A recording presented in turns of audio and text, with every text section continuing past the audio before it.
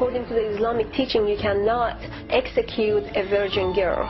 So what they do, they rape them. They call it, or temporary marriages. That is what it happened to my 16-year-old friend. And then they executed her. Ellie Davidian was horrified by such things as a teenager in Iran. Hers was a devout Muslim culture. Give me an idea of what the daily rituals were when you were a child. Well, you have to get up so early in the morning, basically before sunrise, to perform the 5 times prayer that you start in the morning, and then you have noontime and the evening. Ritual makes you to feel like you gradually become a righteous person. Because personally I was thinking I didn't commit any immoralities. I did all the good works based on a young woman growing up in that country, trying to avoid sexual immoralities, alcohol, and everything. When you became a teenager, you began to really question all of these things. Well, I wanted to know more about what I was worshiping or whom I was worshiping and all these rituals.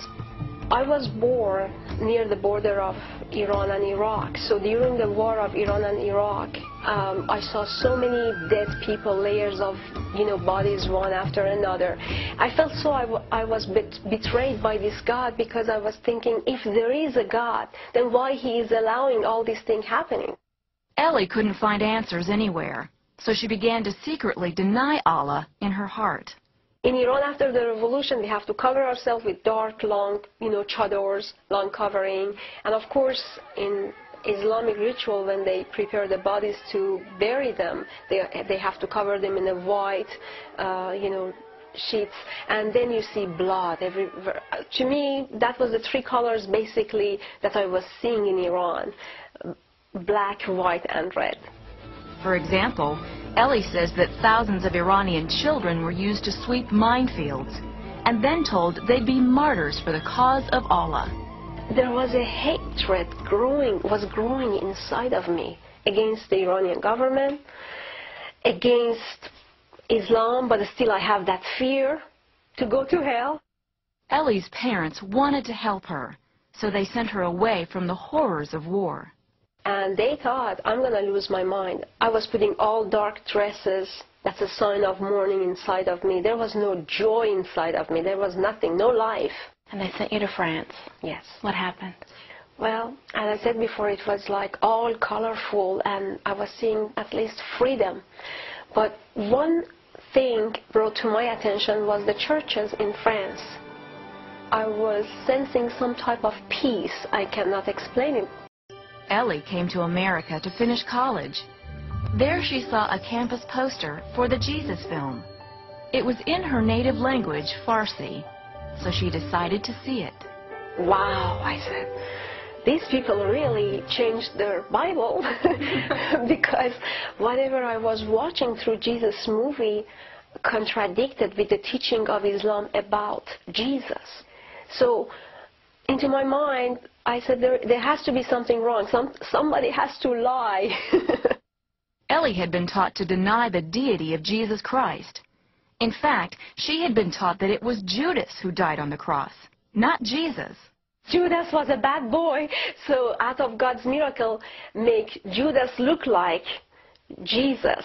So Judas died on the cross? Yes, according to teaching that I received in Iran as a Shiite Muslim. So basically Christians are redeemed by the blood of Judas. So there is no atonement, there is no redemption. These are just revolutionary terms when you are talking to a Muslim. That's why they don't have any experience of God's grace. Then Ellie met some Iranian Christians and started to make a connection. She asked God to show her the truth.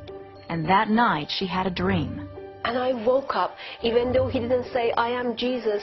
He talked to me in English, which was later on, I said, well, I knew it was not Muhammad.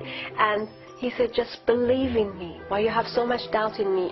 And believe in me. And inside of me, I knew he was Jesus. And for the first time, I was able to see through the veil the reality of Jesus. Ellie's family didn't see it that way. I was the firstborn in my family, and you're supposed to set an example for the rest of your brothers and sisters. They all sensed Ellie's newfound peace, but Islam required that her family disown her. And is there any curiosity on their part to know about this Jesus that has brought you real peace?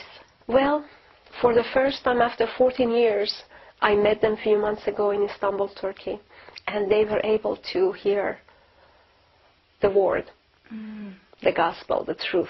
And how did they respond? They were very quiet. Of course, I think it's sometimes hard to receive from your children, especially in Middle Eastern culture. That was the first time they met my husband too, so I led them to establish the relationship, and we try to just be a living word to them, because that is what the Muslim observe mostly, to see how you act, how you talk, because you don't want to win their heads, but you want to win their hearts. Some people would argue today that God and Allah are the same. How do you respond to that? Well, it absolutely can be, because God cannot deny himself our impurities for our sicknesses and disease. He was crucified. He was the perfect sacrifice. Versus in Islam, they deny the deity and lordship of Jesus Christ. So how come God can deny himself? Ellie and her husband Surik are committed to reaching Muslims with the truth. They use conferences, their website, and even TV to get their message to those who will listen. I know there are lots of Muslims, they are trying to please a God who cannot even hear them or listens to them. I'm not talking about a dead God, I'm not talking about a distant God. I am talking about a God who is alive, who is able to hear the deep down cries of our hearts and listen to us and say, "Here my son, here my daughter, come to me." His arms is so large, open with love to receive all of them and fill their hearts with grace, with peace, with joy.